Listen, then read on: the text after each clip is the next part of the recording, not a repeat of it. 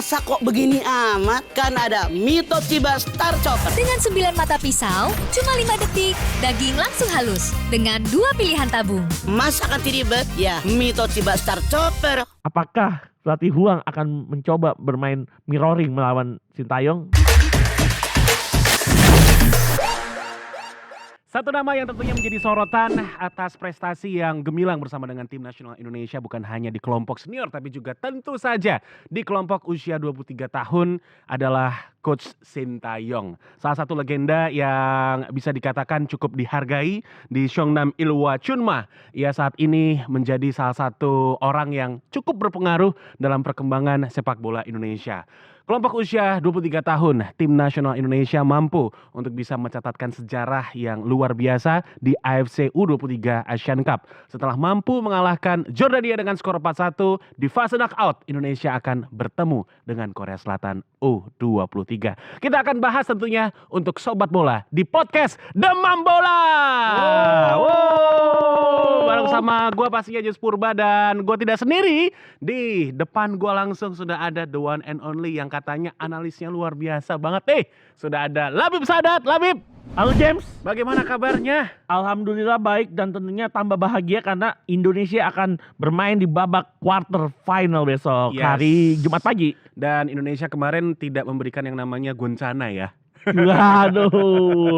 Indonesia emang benar-benar sarangyo banget ya bareng sama Coach Sintayong. Kenapa Yes. tadi kok di awal gua memilih untuk membuka prolognya membahas sedikit kurang lebihnya kita tahu kalau memang yang saat ini sedang diapresiasi adalah Coach Sintayong. Yes. Dan juga pastinya yang ditunggu-tunggu adalah perpanjangan kontrak dari Ya. Coach Sintayong. Ya. Bahkan pada saat live reaction Labib mengatakan 97% ya Labib. Yes, betul. Kalau Indonesia mampu ke fase knockout, maka kontrak dari STY ini akan diperpanjang. Ya karena kita tahu kemarin setelah pertandingan di locker room Ketua Federasi Sepak Bola Indonesia Yap. yaitu Bapak Erick Thohir datang dan dia langsung bilang tanpa tending aling langsung bilang Coach STY stay with us, langsung Yoi. diikuti riuhan tepuk tangan dari para pemainnya. Yang artinya para pemain benar-benar mendukung bagaimana Coach Sintayong tetap melatih timnas Indonesia setidaknya 3 tahun ke depan lagi. Yes, James deketin mic. Wah salah. Nggak usah dibaca, kan nggak usah dibaca. Oh ya nggak boleh. Oke. Jadi apakah memang itu udah 100% valid, Labib? Yes, kemungkinan kalau mungkin cuma kurang hitam di atas putih aja. Hitam Tapi di atas mungkin putih. setelah gentleman agreement udah pasti di antara mereka sudah ada deal-dealan lah. Iya. Karena kan pasti publik sepak bola Indonesia atau netizen penikmat dan juga pendukung tim nasional Indonesia sudah terbiasa yang namanya PHP. Karena kita dulu masih ingat betul Luis Milla. Yes. Ketika itu ada press conference atau mungkin ada perkataan yang mengatakan Luis Milla akan masih bersama dengan timnas, tapi ternyata sampai hari H nggak kunjung tiba nih Luis Iya karena Milla mungkin pada kalau saat itu. Luis Milla dulu dari satu informasi yang saya dapat mungkin Luis Milla itu secara salary mungkin jauh lebih tinggi dibandingkan Coach Sintayong. Ya. Wah jebolan Piala Eropa bersama Spanyol bro. Exactly. Yang kedua dia nggak mau kerja palu gada, yang artinya dia nggak mau melatih timnas kelompok umur. Sedangkan Sintayong mau melatih timnas U20, timnas U23 dan timnas senior. Ya. Jadi mungkin Sintayong mendapatkan nilai plus dari federasi. Wow, pokoknya untuk Coach Sintayong harap dari kita semua adalah untuk bisa tetap bersama dengan tim nasional Indonesia. Dan memang apa yang dikerjakan oleh Coach Sintayong ini bisa dikatakan juga sangat luar biasa, Ya Labib betul, ya. betul meloloskan timnas U20 ke Piala Asia, Betul, timnas U23 ke Piala Asia U23 untuk pertama kalinya. betul. Bahkan pertama kalinya juga bermain di babak knockout dan timnas senior setelah 17 tahun terakhir 2007 lolos lagi ke Piala Asia Senior dan bermain untuk pertama kali di fase knockout. Jadi banyak achievement yang sudah dicapai oleh coach asal Korea Selatan ini. Dan kemudian juga pasti hasil dari tim nasional Indonesia di AFC U23 Asian Cup di saat kita menyaksikan bersama-sama ya Sobat Bola, match di terakhir mampu untuk menunjukkan penampilan yang sangat gemilang, cemerlang juga setiap pemainnya. Betul. Kedewasaan sangat terlihat juga, adanya improvement dengan sistem yang diterapkan oleh Coach Sintayong. Efektivitas lini depan, apakah memang ini bisa dikatakan adalah modal yang sangat positif untuk Indonesia nantinya menghadapi Korea Selatan? Tapi sebelum kita membahas itu Labib ya, sedikit mungkin Labib bisa memberikan komentar dengan euforia yang ada di sosial media baik di X, Instagram, Facebook gitu apa Iya. mungkin juga di TikTok gitu ya, karena memang ini kan banyak sekali yang memberikan apresiasi,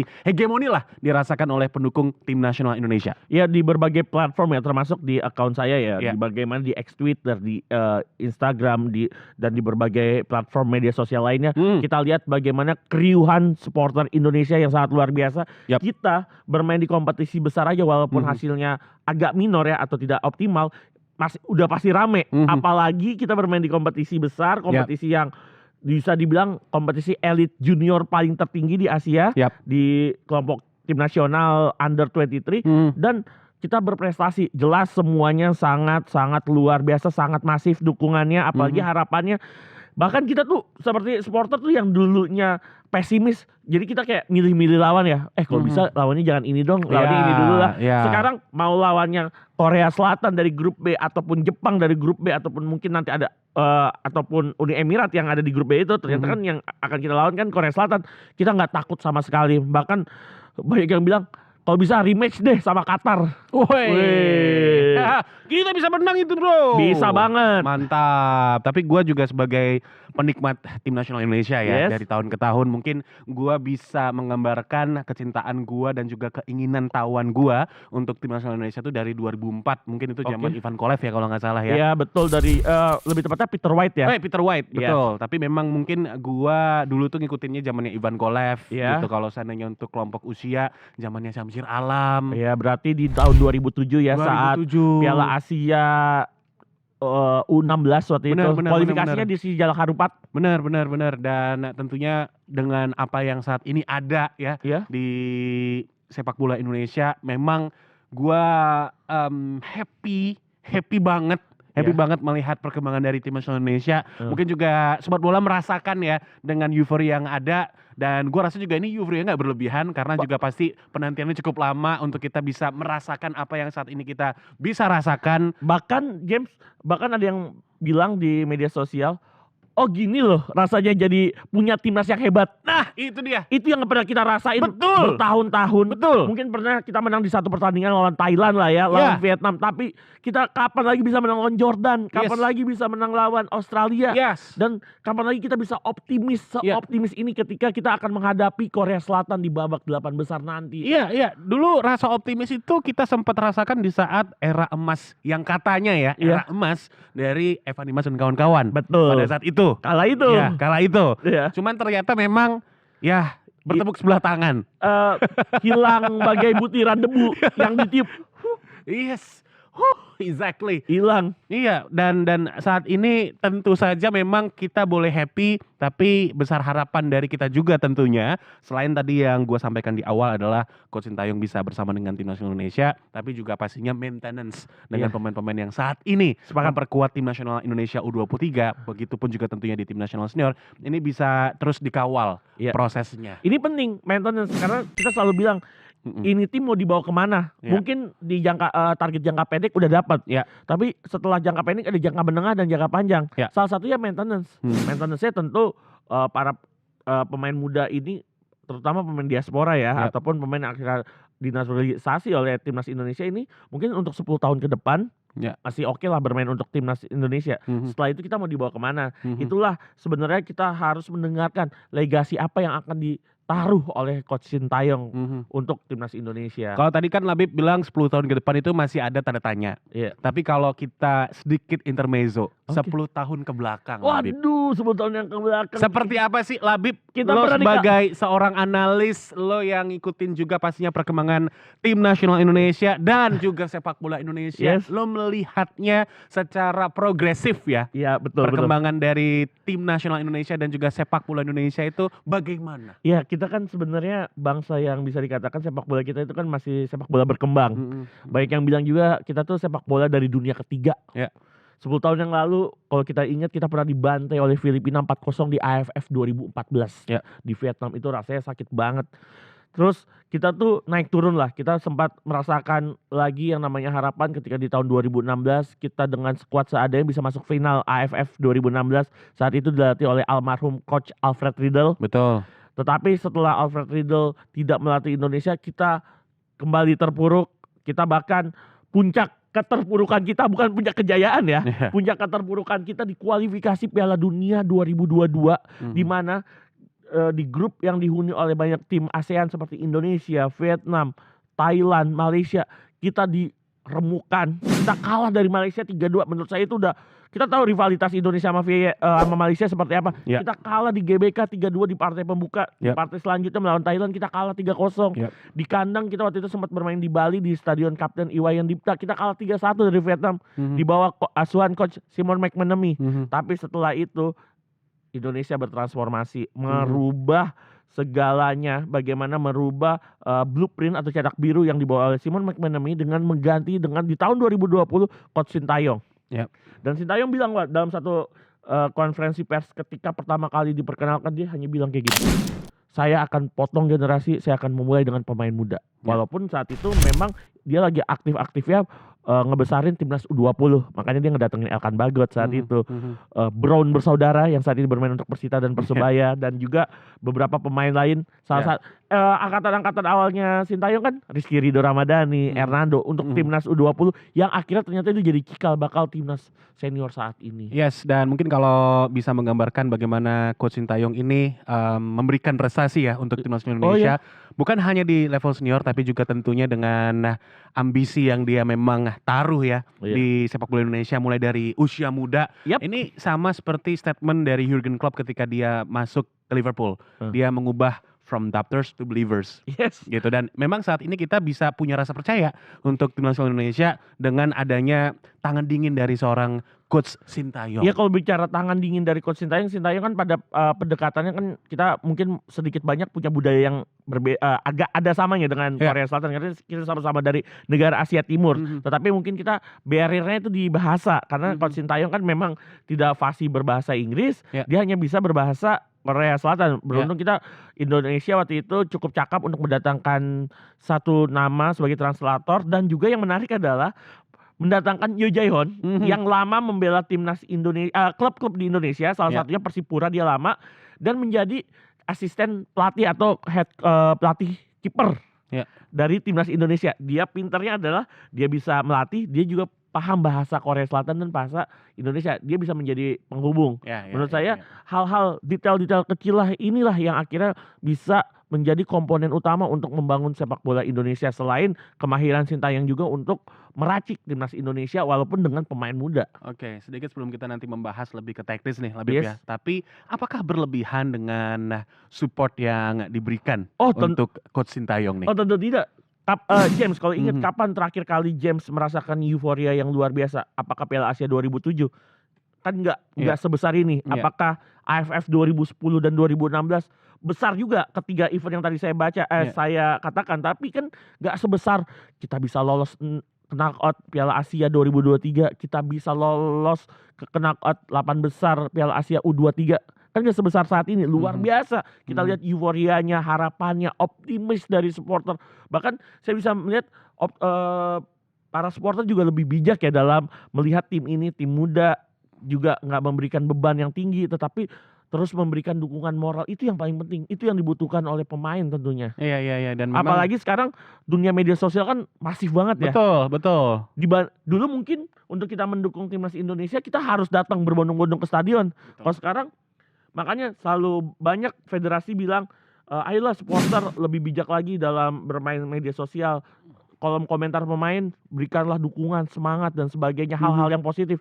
Dan ternyata hal tersebutlah yang dibaca pemain dan menjadi motivasi untuk berprestasi. Yes, dan memang terbilang proses dari timnas Indonesia ini progresif ya. Oh, sangat progresif. Dan apalagi di tahun 2024 dengan banyaknya turnamen juga yang diikuti oleh timnas Indonesia, mulai dari kemarin di Piala AFC level senior, Indonesia mencatatkan sejarah untuk bisa melaju ke fase 16 besar atau knockout ya, lebih atau fase knockout ya. Kemudian juga tentu saja kemenangan pertama kalinya Indonesia di kualifikasi Piala Dunia. Oke, betul. Ya. Dan langsung back to back menghadapi Vietnam. Kita bisa untuk mendapatkan kemenangan di markas dari Vietnam secara langsung pada saat itu dengan udara yang cukup dingin saat itu. Iya, dengan skor yang cukup telak. Itu juga tentunya memang disambut dengan euforia juga. Betul. Dan saat ini ketambahan lagi dari kelompok usia 23 tahun. Dan langsung mungkin kita bahas Labib Ya. dengan performa yang ditunjukkan oleh anak asuh Coach Sintayong di 3 pertandingan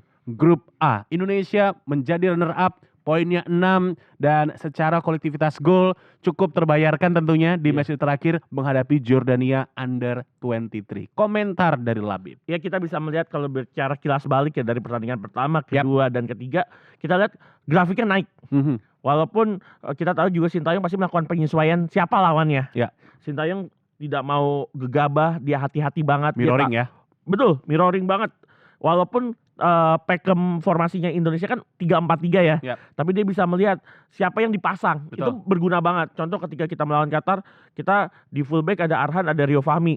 Karena dia tahu Sintayong ingin bermain lebih ke dalam. Karena serangannya Qatar emang lebih berbahaya dan terbukti Qatar ternyata gagal untuk mencetak gol dari open play. Yap. Akhirnya dia memaksimalkan set piece. 1 penalti dan 1 free kick. Yap. Yang artinya Sintayong sukses mematahkan permainan terbuka atau open play-nya Qatar, tetapi kalah ketika timnas Indonesia melakukan banyak pelanggaran yang akhirnya merusak cara bermain Indonesia itu sendiri menjadi kerugian. Gol-golnya kan dari pelanggaran ya. Ya. Lawan Australia coba bermain lebih terbuka karena butuh poin, mengganti Rio Fahmi dengan Fajar Fatur Rahman. Di lini tengah juga Arkan Fikri diistirahatkan. Ivar Jenner juga nggak bermain, tiba-tiba menaruh Marcelino di tengah untuk menaruh Marcelino sebagai gelandang double pivot ya saat itu bersama Nathan Chow-aon. Ya. Kalau James ingat. Betul. Dan ternyata Nathan Chow-aon bisa menjawab bagaimana dia ditempatkan sebagai center di CDMF atau gelandang bertahan, gelandang jangkar untuk melapisi lini tengah sekaligus melapisi Marcelino dari dua gelandang petarungnya Australia, dan itu cukup berhasil. Ya. Dan bahkan Nathan Chow-aon menjadi salah satu pemberi assist di laga kedua. Betul. Di laga ketiga puncaknya James. Ya. Di luar dugaan. Kita hanya butuh hasil draw. Kita bisa meraih kemenangan dengan skor yang di luar ekspektasi, di luar perkiraan 4-1, 4 gol. Bisa Dan saya ingin memberikan spotlight untuk gol kedua dan gol ketiganya Indonesia yang bukan Indonesia banget. Ingat banget gak sih dulu kita selalu bermain long ball. Udah di sayap, winger klasik memberikan yang namanya crossing insya Allah. Crossing yang nggak tahu, yang penting ada orang apa nggak kayak gitu. Tapi kita main 1-2. Lebih jelas Lebih dan jelas. terstruktur dengan rapi. Nah, itu kata kuncinya, kita bermain lebih terstruktur. Yap. Bahkan hingga di kotak penalti lawan kita lebih tenang ketika tidak buru-buru untuk melakukan shooting. Kita para pemain masih melihat opsi terbaik, melakukan shoot langsung atau memberikan umpan kepada teman yang posisinya lebih baik. Betul. Itu kan dilatih berkali-kali James, nggak mungkin dalam 1 malam. Ya. Soalnya Roma aja nggak dibangun dalam 1 malam. Gue yakin timnas Indonesia itu nggak dibangun dalam 1 malam di bawah tangannya STY. Iya. Bukan proyek bangun candi yang Betul, pasti ya. betul, Nggak main-main. betul. Kecuali candi di Liga PSS tuh kan cepet tuh dibordir soalnya.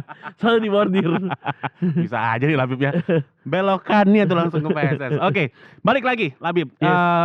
Menurut pandangan gue juga sebetulnya dengan apa yang ditunjukkan oleh tim nasional Indonesia kemarin dengan 3 pertandingan di grup A dari menghadapi Qatar, kemudian juga ada improvement Yes. di saat kita mendapatkan kemenangan pertama di grup A dan lawannya adalah tidak tanggung-tanggung adalah Australia. Wow. Yang kita tahu jika secara head to head pastinya memang Indonesia itu tidak diunggulkan sama 3 kali sekali. pertandingan kita kalah lawan Australia, termasuk Betul. kualifikasi Piala Asia Betul. U23 2022. Ya, dan ditambah lagi menghadapi Jordania. Kemarin kita sempat membahas di podcast apabila Abu Jema, pelatih dari Jordan Under-23, mungkin tidak mengindahkan dengan keberadaan dari tim nasional Indonesia. Indonesia siapa sih? Yes, tapi apa yang kita saksikan dan kita nikmati dari proyeksi yang ada dengan pemain-pemain yang dipilih oleh tim nasional Indonesia di asuhan Sintayong ini, gua puas. Jelas, wajib.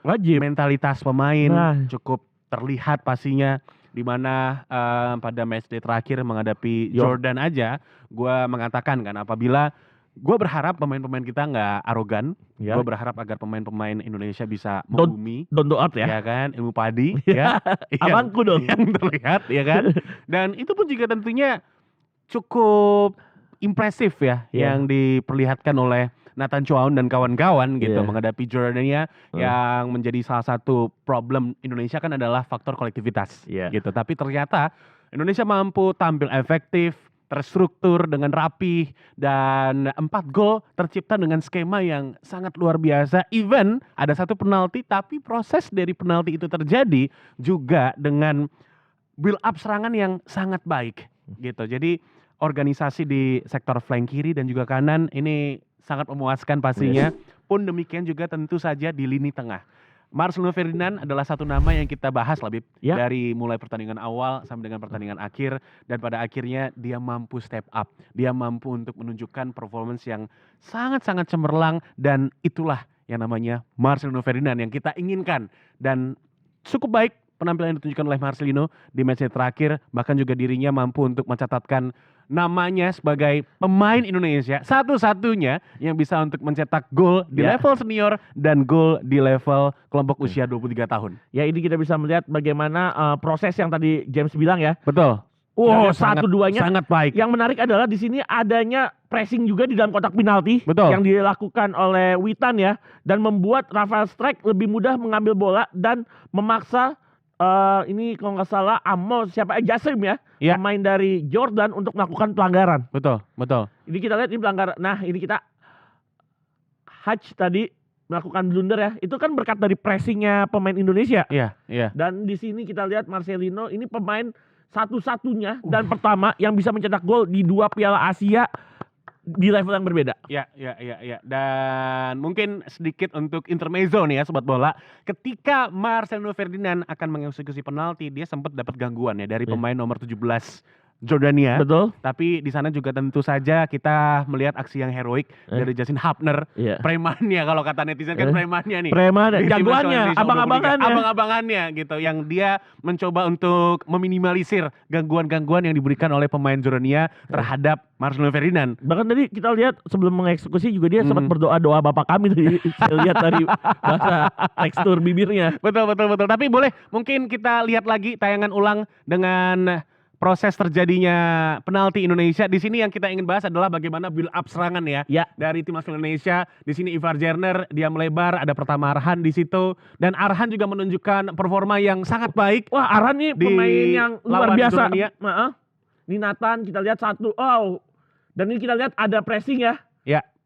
Nah, di situ Dan kemudian juga sebenarnya di sini ada peran dari Witan Sulaiman. untuk melakukan pressing. Betul, Witan Sulaiman dia mampu untuk memberikan improvisasi Ya. dalam melakukan build up serangan, dan tentu saja memang ini yang sebetulnya kita inginkan Ya. untuk nanti bisa terlihat di saat kita menghadapi Korea Selatan, karena kita butuh kreativitas apa yang saat ini kita saksikan di Ya. layar, Labib. Ya, kita tahu bagaimana Indonesia kan punya sebenarnya kemampuan ya untuk memberikan bola-bola pendek ya. Tapi kan untuk dari pelatih-pelatih sebelumnya memang lebih banyak mengandalkan bola-bola cepat atau Ya. bola-bola long ball. Ya. Tapi kita lihat di sini Marcelino masih melihat kawannya, dan nah ini prosesnya gol kedua dari Witan, satu pressing manis, Ya, cap jagung ini.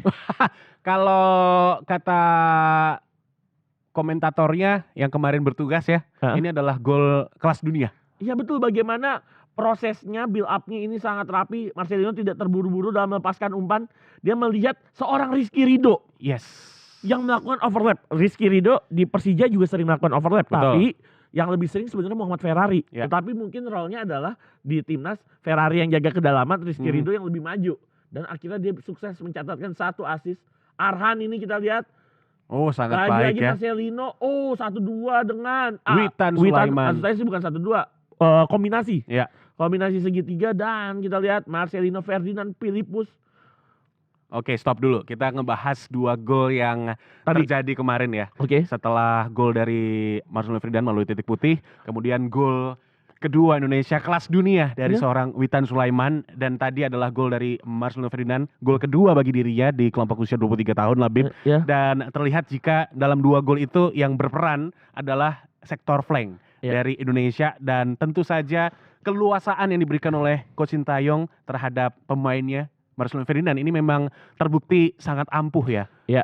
Jadi kita tahu memang Marcelino Ferdinand ini kan tipe pemain yang advance ya. Pemain yang sangat cepat dengan dribblingnya, dengan kemampuannya mengetahui atau reading the game yang sangat optimal. Tapi kan satu hal yang sebenarnya suka ketahan adalah apakah perannya Marcelino Ferdinand ini free roll apa tidak. Tapi memang jika Marcelino Ferdinand diberikan posisi naturalnya sebagai seorang advance playmaker atau gelandang serang gitu ya, bisa kita katakan, entah dia bisa beroperasi di sektor sayap ataupun langsung starting pointnya di tengah. Ketika dia diberikan kebebasan, itulah seorang Marcelino Ferdinand, dia bisa mengeksplor semua kemampuannya, memberikan yang terbaik. Bahkan dia bisa diberikan instruksi, anak umur 19 tahun loh James, lu bayangin, bisa ngegendong timnas senior dan timnas usia under 23. Ini Marcelino Ferdinand, kalau kita lolos Piala Asia U23 selanjutnya, dia masih main loh. Masih bisa main. Masih bisa main loh, bayangin loh. Ikut 2 Piala Asia tuh nggak masuk akal. Piala Asia kelompok umur ya, itu nggak masuk akal loh, nggak make sense loh. Yes, dan tentunya memang nama lain yang mungkin kita juga ingin berikan kredit poin adalah Witan Sulaiman. Witan Sulaiman yang semakin step up ya. Kita tahu bagaimana dia sempat mendapatkan kritikan tajam, apalagi ketika melawan Qatar yang tidak begitu optimal. Tapi lawan Australia kita lihat dia in charge dengan permainan Indonesia, bertanggung jawab dengan permainan Indonesia. Puncaknya melawan Jordania 1 gol dan 1 assist. Dan ikut melakukan proses build up golnya Indonesia. Itulah yang diinginkan oleh seluruh supporter Indonesia dengan experience yang dimiliki oleh Witan. Sejak usia 16 tahun atau 17 tahun sudah menjadi bagian dari timnas U19. Betul. Bayangin umur 16-17 udah jadi bagian timnas kelompok umur, bahkan di umur 18 dia udah masuk timnas senior. Jadi menurut saya pengalaman yang dimiliki oleh Witan bisa memberikan warna lain tentunya untuk timnas Indonesia U23 pada saat ini, tentunya di sektor sayap dengan kecepatan seorang Baby Shark. Yes, kemudian yang terakhir sebelum nanti kita membahas dengan laga selanjutnya di fase knockout, Indonesia akan berhadapan dengan Korea Selatan U23. Kesimpulan dari Labib dengan apa yang ditunjukkan oleh Indonesia U23 di fase grup dengan adanya 2 kemenangan dan banyak sekali pemain-pemain Indonesia yang juga menunjukkan progres permainan yang baik, sangat positif. Seperti apa? Ya kita lihat harapannya jelas. Yang pertama ketika melawan Korea Selatan, kita tahu mungkin pemain-pemain Korea Selatan kan jebolan klub-klub tier 1-nya Liga Korea ya. Pemain pertama tidak merasa inferior. Ini bicara di luar lapangan dulu ya. Betul. Pemain non teknisnya dulu. Kalau teknis gue rasa karena kita sama-sama bermain di tempat netral, peluangnya masih 50%. Tapi kita bicara non teknisnya, pertama pemain gak merasa inferior. Mental harus tetap terjaga. Itu gimana caranya? Ya tugasnya coaching staff dan juga captain tim untuk menjaga bagaimana locker room tetap nyaman, locker room tetap terjaga, tidak ada isu-isu yang nggak jelas yang masuk. Harus kita, para pemain harus saling kerjasama, itu paling penting. 2 itu dulu sih menurut gue, nggak merasa inferior dan mental harus tetap dijaga. Kondusivitas tim ya paling utama. Bagaimana ini tim udah luar biasa, walaupun kita tahu seorang Nathan Chow Aun sudah pulang. Karena ke Heerenveen karena hanya diberikan dispensasi selama 1 minggu. Jadi menurut gue ketidakhadirannya Nathan Chow Aun jangan diambil pusing, tapi dijadikan motivasi bahwa tanpa kehadiran Nathan Chow Aun, Indonesia tetaplah Indonesia. Betul. Yang bisa berprestasi. Nathan Chow Aun tuh anggapnya kepingan puzzle. Semoga kalau Nathan Chow Aun gak ada kepingan puzzle lain yang bisa mengisi perannya Nathan Chow Aun di gelandang jangkar. Oke. Karena kan memang saat ini yang lagi ramai di sosial media itu adalah harapan dari beberapa tokoh ya. Karena ini langsung melibatkan tokoh loh. Bahkan ya tokohnya ini yang memang kita tahu gitu loh sebetulnya, yang namanya bukan sembarang nama gitu loh sebetulnya. Sampai membuat petisi, sampai membuat harapan yang dilangsungkan ditujukan maksud gue ke Heerenveen dengan surat mengizinkan lobby bahkan yang melobi bukan hanya dari federasi gitu loh sebetulnya, langsung dari publik pendukung tim nasional Indonesia, Labib. Walaupun di sisi lain juga saya melihat kedewasaan yang tadi saya selalu bahas, kedewasaan supporter Indonesia, bagaimana banyak yang mengucapkan rasa terima kasih terhadap Heerenveen karena Nathan sudah diberikan kesempatan untuk bermain di Indonesia. Maksudnya untuk timnas Indonesia di U23 ini, karena kita tahu ini kan bukan kalender FIFA ya. Sebenarnya klub berhak untuk tidak melepas pemainnya. Klub berhak untuk menolak panggilan timnas, tapi ini kan balik lagi, jika ketemu kesepakatan maka pemain ini bisa dilepas. Ternyata Heerenveen mau melepas dengan catatan hanya 1 minggu karena Nathan sudah disiapkan untuk laga-laga Heerenveen berikutnya, karena memang kita tahu Eredivisie atau Liga Kasta teratas Belanda ini masih berjalan. Jadi harapannya adalah ketika Nathan gak ada 1 nama yang bisa mengganti peran dari Nathan. Berarti kita nggak perlu harus bikin ucapan juga nih untuk Heerenveen Oh. agar memberikan izin Nathan Choaon besok main Oh, kalau lawan Korea Selatan misalnya U23 kayak gitu Apit. sih enggak, karena bagaimanapun hak preonya kan ada di Heerenveen. Oke, ya udah kita langsung aja deh, Sobat Bola. Kita bedah. Ini bisa gue gambarkan seperti bedah kasus ya Iya. untuk Indonesia menghadapi Korea Selatan U23. Tapi kita tahu jika memang ini adalah laga yang syarat akan gengsi, yang dimana memang gengsinya bukan Indonesia dengan Korea Selatan ya, tidak. Tapi ini gengsinya lebih ke Coach Sintayong dengan tim nasional Korea Selatan U23. Coach Sintayong pernah menjadikan Korea Selatan runner up tahun 2016. Yes, saat itu yang menarik adalah bermain di Qatar. Ya. Dan kalahnya di mana? Di Stadion Stadion Abdullah bin Khalifah. Iya. Yang di mana bersama timnas Indonesia di Qatar di stadion yang sama, Sintayong bisa menang 3 kali. Yes. Menarik, ada anomali di sini. Ya, Bersama ada anomali. negaranya, Qatar di kompetisi yang sama yaitu timnas U23 atau Piala Asia U23, Sintayong kalah Iya. bersama. Iya. Tapi bersama timnas Indonesia dia bisa menang 2 kali. Dan Indonesia Korea besok bermain di mana, James? Di Stadion Abdullah bin Khalifah Di lagi. Stadion Abdullah bin Ini Khalifah. stadion yang punya memori indah sekaligus memori pahit untuk Coach Sin. Yes, mungkin Labib bisa sedikit memberikan apa ya? Mungkin bukan hanya sedikit sih sebetulnya, tapi ini lebih ke gambaran besar aja ya. Yes. Dengan Coach Sintayong yang disayang segitu-gitunya banget sama publik sepak bola Indonesia, Yeah. termasuk juga pastinya ya kita lah. Yeah. Kita memberikan apresiasi setinggi-tingginya untuk Coach Sintayong, angkat topi untuk apa yang dia berikan buat sepak bola Indonesia, termasuk juga timnas. Tapi ternyata memang ada kondisi yang berbeda. STY di Korea Selatan pada saat itu Iya. dengan STY yang ada di Indonesia saat ini. Bahkan Korea Selatan memberikan apresiasi di saat Coach Sintayong ngetop di Indonesia. Iya, luar biasa ya. Sebenarnya kalau bicara apresiasi ya, bahkan di tahun 2018 ketika setelah mengalahkan Jerman walaupun nggak lolos ke babak knockout 16 besar Piala Dunia, Sintayong juga diberikan apresiasi, tapi dilempari bantal saat itu. Lempari bantal, Di- dilempari telur. Telur ada beberapa tapi yang banyak bantal. Di mana? Mhm. Di depan bandara Incheon. Ya, Itu menurut saya pasti Sintayong sebagai pelatih punya rasa, punya perasaan yang, loh 2 hari yang lalu kita menang loh sama Jerman walaupun kita nggak lolos. Tapi ternyata ini loh balasan publik. Iya. Apakah Sintayong akan melakukan revenge? Nah, itu Itu dia. yang menarik. Itu dia. Itu yang menarik. Itu yang menarik. Yang lebih menariknya adalah pelatih dari Korea saat ini yaitu Hwang Sun-hong adalah senior Sintayong. Baik di level klub, level pemain. timnas saat bermain, Ya. dan juga ketika menjadi manajer atau menjadi pelatih. Ya.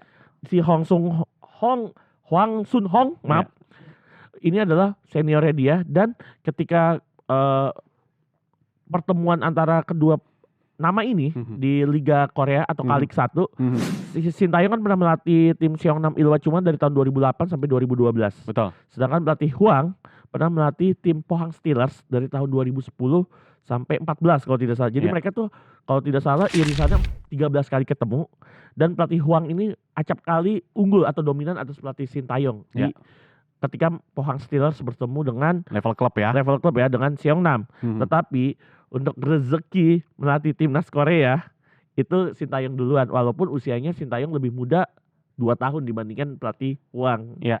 Jadi Sintayong lebih dulu moncer di timnas kelompok umur dan puncaknya di timnas senior Korea di tahun 2018. Dan tentunya memang ada satu capaian yang sangat prestis dari Coach Sintayong pada tahun 2010 ketika itu dia menangani Seongnam Ilhwa Chunma dan mampu untuk bisa menjadi jawara Liga Champions Asia. Yes, Ya, betul. itu tentunya menjadi salah satu pencapaian yang luar biasa. Dan saat itu Seongnam Ilhwa Chunma mengalahkan Zob Ahan ya.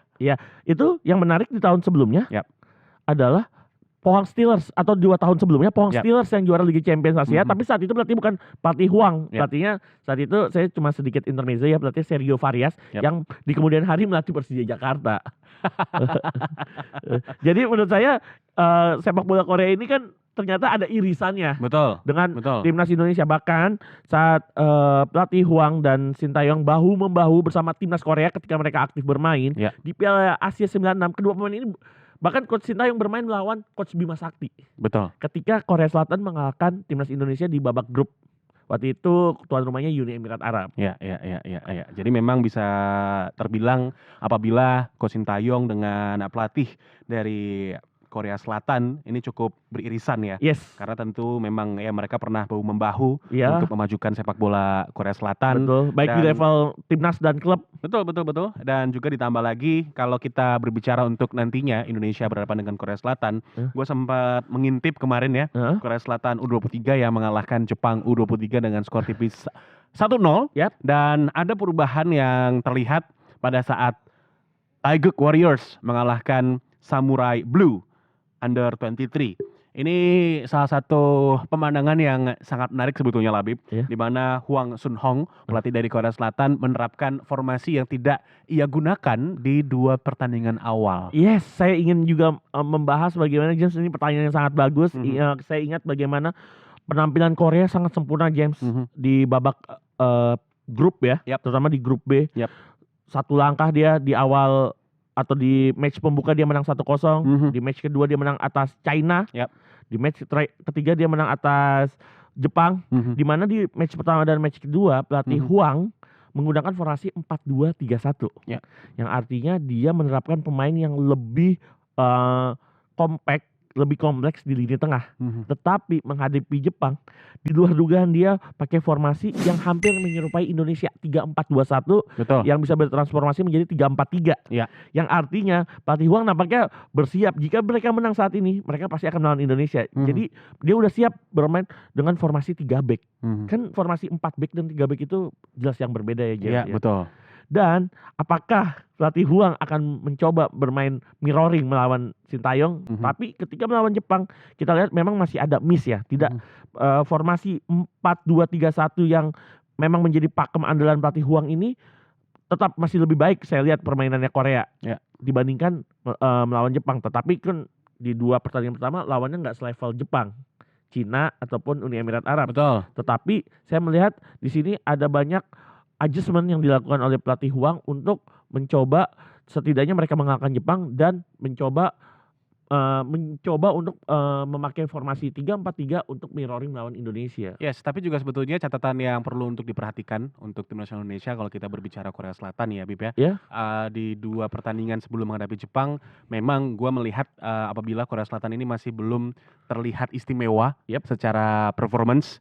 Karena terbukti ketika mereka berhadapan dengan Uni Emirat Arab, mereka hanya menang 1-0 dan golnya pun juga hadir di additional time babak kedua. Ya, betul. Ya. Kemudian di saat menghadapi China, di situ ada improvement yang dilakukan, ada beberapa pergantian juga yang dilakukan oleh Hwang Sun Hong dan terbukti ya dengan Korea Selatan mampu untuk bisa menang dengan skor 2-0 dan perubahan yang cukup drastis dengan memberikan jam terbang kepada pemain-pemain yang belum mendapatkan minute play. Ia mampu untuk bisa berikan di matchday terakhir dan untungnya Korea Selatan menang lawan Jepang Under 23. Tapi ada kelemahan yang menurut gue ini harus dimaksimalkan oleh tim nasional Indonesia, yaitu adalah lini pertahanan dari Korea Selatan yang cenderung tidak stabil sebetulnya. Ya, kita bisa lihat bagaimana kita ambil nilai positif ini yang sangat berbahaya. Pertama yaitu nilai positifnya adalah Korea Selatan acap kali mencetak gol. 3 dari 4 gol Korea Selatan tercipta di babak kedua dan menit 70 ke atas. Yang dimana di menit-menit tersebut itu menit-menit rawan pemain Indonesia sudah mulai cenderung menurun staminanya. Betul. Sedangkan pemain Korea bisa mencetak 3 gol. 1 gol ketika melawan Jepang, 1 gol melawan China dan 1 gol melawan Uni Emirat Arab. Ini hal yang benar-benar harus diperhatikan oleh Coach Sintayong, yang artinya di 15 menit atau 20 menit terakhir babak kedua, artinya Korea Selatan menaikkan intensitas permainan mereka. Betul. Dan kalau bicara kestabilan ini pertahanan, betul, karena saya melihat formasi 4 back, formasi 3 back atau bisa kita bilang pertandingan pertama hingga pertandingan ketiga pelatih Hwang acap kali mengganti susunan terbaiknya. Yang artinya mereka belum punya nih pakem terbaik. Kecuali ada satu nama, James, yang saya garis bawahi, yaitu Cho Hyun Taek, pemain dari Kim Cheon Sangmu yang selalu bermain. Betul. Sisanya selalu diganti. Tidak tergantikan dia ya. Iya, yang tadi ya si Cho Hyun Taek ya. Tetapi nama-nama lain tuh seperti mengganti, yang artinya sebenarnya untuk menghadapi Indonesia lini pertahanannya Korea tuh masih mencari atau masih meraba-raba. itu yang bisa dimanfaatkan oleh Indonesia. Betul. Dan tadi kan gue sempat memberikan catatan apabila ketidakstabilan di lini pertahanan dari Korea Selatan yang nampaknya bisa untuk dimaksimalkan atau dioptimalkan oleh lini serang dan juga bagaimana cara kedewasaan dari Timnas Indonesia U23 dalam membuild up serangan. Tapi juga sebetulnya walaupun tidak stabil lini pertahanan dari Korea Selatan, cuman mereka punya penjaga gawang yang bisa gue bilang ini menjadi salah satu aktor penting ya dengan clean sheet yang didapatkan oleh Taeguk Warriors pada grup B. Dia adalah penjaga gawang yang cukup baik sejauh penampilannya di 2 pertandingan awal di saat menghadapi Uni Emirat Arab dan juga China. Jong Hoon Kim. Ya, Kim Jong Hoon ya. Ya. Ini bermain untuk Jeonbuk Hyundai Motors. Betul. Usianya udah 23 tahun, jelas punya experience yang luar biasa. Ya. Kita tahu Jeonbuk Hyundai Motor ini salah satu klub papan atas di Korea Selatan. Selalu bermain untuk tim bermain di Liga Champions Asia juga, jadi pasti experience-nya sangat luar biasa dan menjadi salah satu pilar tangguh dari Taeguk Warriors muda untuk menghadapi Indonesia nanti. Yes, dan jangan lupa juga satu nama yang tentu saja memang menjadi top scorer bagi Taeguk Warriors. 3 gol. Lee Young Jun. Ya, Lee Young Jun saat ini bermain untuk Gimcheon Sangmu. Yang menarik adalah dia adalah pemain pinjaman dari Suwon FC. Ya. Yang dimana Suwon FC adalah klub dari Pratama Arhan. Sebenarnya ini pemain yang bakal untuk pertama kali bertemu di dalam lapangan, tetapi menjadi lawan. Karena ada info Lee Young Jun akan dikembalikan lagi karena diminta kembali oleh Suwon FC untuk bermain di Suwon FC. Jadi ini tim kedua pemain ini sebenarnya satu tim nih. Walaupun Lee Young Jun udah sedang dipinjamkan ke Gimcheon, tetapi melihat bagaimana gol-gol yang dilakukan atau yang dicetak oleh Lee Young Jun ini mengingatkan kita kepada sosok Robert Lewandowski dengan tinggi badan yang sangat luar biasa untuk ukuran pemain Asia. Tinggi 193 cm ini tinggi loh. Ini akan menjadi tantangan, menjadi challenge tentunya bagi Justin Hapner, Rizky Ridho, Muhammad Ferrari di lini pertahanan Indonesia. Yes, dan mungkin kita bisa menyimpulkan apabila ketika nantinya menghadapi Korea Selatan U23 di babak quarterfinals ya, di mana memang Korea Selatan pun juga punya keunggulan lewat set piece atau bola-bola mati. Mereka punya pemain-pemain yang cukup tinggi di sana, termasuk apabila striker yang saat ini menjadi top skor bagi Taeguk Warriors dimainkan sejak menit awal ya, Lee Young Jun. Karena dia nggak bermain ya lawan Jepang. Bahkan dia disimpan di saat menghadapi Jepang menjadi salah satu senjata yang mungkin saja akan dipersiapkan sejak menit awal oleh pelatih dari Korea Selatan U23. Tadi waktu pas sebelum mulai podcast dia Sobat Bola, gue langsung heboh. Ini pemain tuh Lewandowski-nya Korea Selatan. Betul. Gitu. Dan itu yang harus betul-betul dicermati, diwaspadai. Lantas, Labib, bagi tim nasional Indonesia dengan taktikal yang sedang diramu nampaknya oleh Coach Sintayong, ya apa yang mungkin menjadi keistimewaan bagi tim nasional Indonesia? Gua rasa besok Indonesia tidak inferior atas Korea Selatan U23, walaupun secara head to head mungkin kita tidak diunggulkan, tapi gua punya feeling kalau akan ada something happen yang menurut gua ya ini akan baik untuk tim nasional Indonesia U23. Mungkin Labib bisa menggambarkan itu. Iya, salah satu keuntungannya atau keunggulannya Indonesia adalah Indonesia punya pakem formasi yang lebih kokoh dibandingkan Korea, dalam artian pelatih Sintayong tidak mengganti-ganti the winning team-nya. Formasi 3-4-3. Betul. Kita betul kehilangan Nathan Choaon, tapi menurut saya akan ada penggantinya, itu Justin Hapner. Apalagi Justin Hapner dan Ivar Jenner sudah bermain sebagai double pivot sejak Piala Asia Senior di bulan Januari silam. Yang dimana ntar mungkin LCB akan diisi oleh Komang Teguh.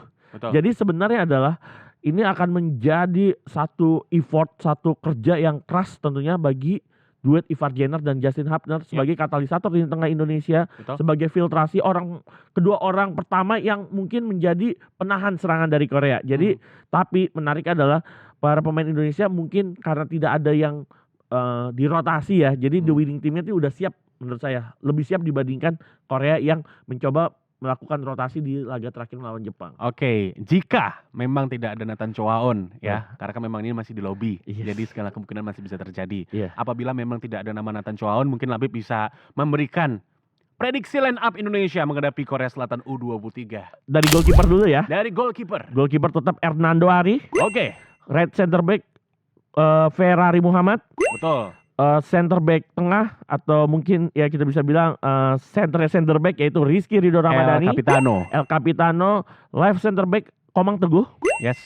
Terus right atau wing back kanan akan diisi oleh Fajar Fatur Rahman, double pivot Ivar Jenner, Yap. dan nampaknya posisi dari Nathan Chow akan diisi oleh Justin Hapner. Betul, yang akan cenderung menjaga keseimbangan dan kestabilan ya. Terus kedalaman, Di lini tengah dari tim nasional Indonesia. betul. Left back atau wing back kiri Pratama Arhan, sayap kanan Witan, sayap kiri Marcelino, depan Rafael. Oke, berarti memang itu adalah Wing starting line up prediksinya yang saya. bisa gue bilang tadi betul yang disampaikan oleh Habib adalah winning team Winning team. bagi Garuda Nusantara Muda Yes. ya untuk menghadapi Taeguk Warriors. Dan mungkin sedikit menambahkan, tentu saja kalau kita melihat dari apa yang ditorehkan oleh Korea Selatan baik di level senior dan juga kelompok usia muda, memang kita masih belum bisa untuk apple to apple Iya. ya. Tapi yang namanya sepak bola Bukan matematika. ya bukan matematika, ya kan? Apapun bisa terjadi, bola itu bundar, dan yang bisa menjadi salah satu faktor pendukung untuk tim nasional Indonesia U23 yang diasuh oleh Sintayong nantinya menghadapi Korea Selatan adalah faktor chemistry, Yap, ya, betul. ketekunan dari setiap pemain tentunya selama 90 menit. Iya. Korea Selatan sering kali atau acap kali mencetak gol di babak kedua. Tepatnya dari menit 70 ke atas. Betul, dan itu adalah momen-momen di mana pemain-pemain kita sudah menunjukkan grafik menurun. Yes, cenderung Tapi menurun. Kita harapkan sekali lagi nih ya Sobat Bola agar pasukan dari Garuda Nusantara Muda ini bisa untuk memberikan level konsistensi bermain Sepakat saya. yang bisa untuk terus bisa mempertahankan fighting spirit sampai dengan menit akhir. Kalaupun harus perpanjangan, terus kita Betul. gas sampai menit 120. Betul. Wani pokoknya. Wah, nih kalau kata orang Untuk setiap Surabaya. pemain, Iya. ya kan? Dan satu lagi sih sebetulnya yang mungkin bisa saja ya kita akan nantikan di laga menghadapi Korea Selatan U23, yaitu adalah kartu as yang mungkin saja dipersiapkan oleh Sintayong. Iya. Dan ada catatan yang mungkin juga dinanti oleh Sobat Bola, yaitu nama Ramadan Sananta yang sudah bisa untuk main. Betul, nantinya. setelah mendapatkan straight red card yang artinya 2 pertandingan dia tidak bisa main. Ini sebenarnya nama yang mungkin ketika Indonesia butuh goal getter, butuh daya dobrak yang lebih masif lagi, Ya. nama ini bisa menjadi salah satu alternatif tentunya selain pemain favorit James yaitu Hoki Caraka Ya. yang bisa bermain. Kita tahu bagaimana performa Ramadan Sananta di 2 musim di level klub bersama PSM Makassar dan Ya. Persis. Secara individual record sangat mengagumkan untuk ukuran usia pemain muda ya. Ya. Dengan tinggi badan yang sangat bagus, seorang pemain yang punya profil yang cukup menawan. Jadi ini pemain mungkin akan disiapkan di babak kedua ketika para pemain Korea juga mungkin agak terbuai. Siapa yang akan bermain? Ternyata Ramadan Sananta kita tahu bagaimana salah satu golnya di kualifikasi Piala Dunia 2026 lalu ketika menghadapi Vietnam itu kan striker banget. Dia tahu jatuh bola di mana. Ya.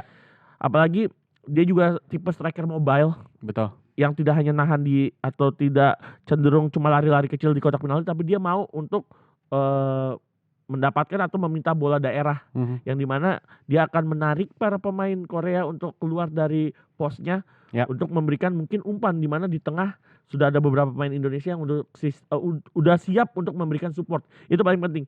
Kita lihat ketika Indonesia stamina-nya drop, support juga turun ya. Betul, Di betul. 3 pertandingan kita selalu bahas ini support Indonesia mana nih ketika Iya, second line ya. second line di menit 70 ke atas. Semoga tetap stabil seperti di 1 hingga menit ke mungkin pertengahan babak kedua. Ya. Tapi bisa dari menit pertama hingga menit 90 support dari second line tetap optimal buat front line-nya timnas Indonesia. Oke, luar biasa Labib dengan analisis yang telah diberikan tentunya di podcast Demam Bola episode ketiga ini. Thank you banget Sama-sama Labib James, sama-sama undangannya Dan James. mungkin sebagai penutup bukannya sesumbar Sobat Bola, tapi ini adalah rasa optimisme dari pendukung tim nasional Indonesia.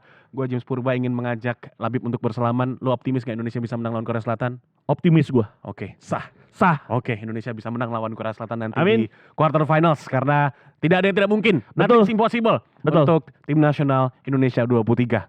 Ya, Oke, James. bisa, yakin bisa, pasti bisa. Woi, mantap. Thank you for watching ya, Sobat Bola yang udah nonton dari awal menit sampai dengan ini udah closing ya kan di Demam Bola Podcast. Jangan lupa saksikan kita berdua dan tentunya memang ada rekan kita yang cantik dan manis nanti ya, Noella di live reaction Indonesia versus Korea Selatan Jumat dini hari 26 April 2024 tepat pada pukul 00.00 waktu Indonesia bagian Barat. Dan juga untuk sobat bola yang mungkin dari kemarin bertanya-tanya kenapa kok nggak ada match-nya di saat live reaction, atau mungkin kok nggak ada Pertandingannya pertandingan secara utuh gitu yang ada di official dari RCTI Entertainment. Jadi memang ini adalah kendala dari rights ya, dan kita juga pastinya menghargai itu. ya. Dan kalau live reaction memang kita nggak ada match-nya. Dan kita gitu. yang bereaction, kita yang memberikan analis. Betul. Jadi sekali Kita lagi seru-seruan bareng jatuhnya. iya, jadi sekali lagi seru-seruan bareng karena nantinya akan ada hadiah yang akan diberikan oleh Labib kalau Indonesia akan lolos ke fase semifinal dari AFC U23 Asian Cup. Oke Labib ya. Oke James. Salaman lagi. Ya ada hadiah dari Labib. Udah ditodong dulu sama James. Ada angpau pokoknya buat sobat bola. Kalau begitu sobat bola, jangan lupa sekali lagi ya untuk terus tonton perjuangan dari tim nasional U23 hanya di RCTI. Kamu juga bisa saksikan live streamingnya di Vision Plus ya. Dan kalau begitu langsung saja kita berdua pamit. Sampai ketemu, maju terus untuk sepak bola Indonesia. Perpanjang kontrak STY sampai 2027. Sampai ketemu lagi sobat bola. Bye-bye. Bye. Salam demam bola. Mau masak kok begini amat? Kan ada Mito Chiba Star Chopper. Dengan 9 mata pisau, cuma 5 detik, daging langsung halus. Dengan 2 pilihan tabung. Masakan ribet? Ya, Mito Chiba Star Chopper.